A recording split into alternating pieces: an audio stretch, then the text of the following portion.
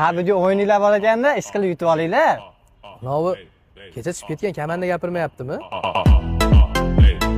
Bugun mabodo Bavariyaga yutkizib qo'ysa qanaqa bahonalar bor? Nima mendan so'rayapsiz? Kechagi o'yindan keyin sizlarda bahona ko'proq-da. Bugungi o'yinda uxlamay kutyapman. Bugun Bavariyachilar shunaqa xo'rlaydi. Bugun Barsaning formasini yechib, Bavariyaning formasini kiyasizlar ekanda.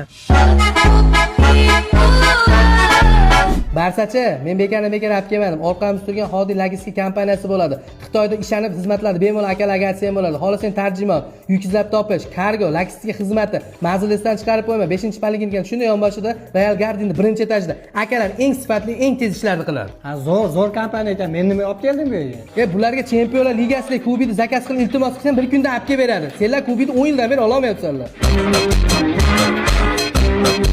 Sizlarchi hakamni doim sotib olasizlar. Penalti bo'lmasa umuman yuta olmaysizlar.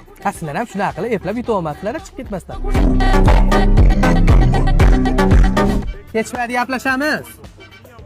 Bu Barsa realchilar oldida nomuslar yo'ldirib chekasi sinib bo'lsa ham bitta Chempionlar Ligasi kubogi bo'lsa zo'r olardi. Ishilishkim katta ketib qo'ydim, vala qilib yubordim. Ish qilib Mbappe kechman, montiq qo'ymaydimi, akalar? Senga bitta maslahat, Real bilan o'ynashma.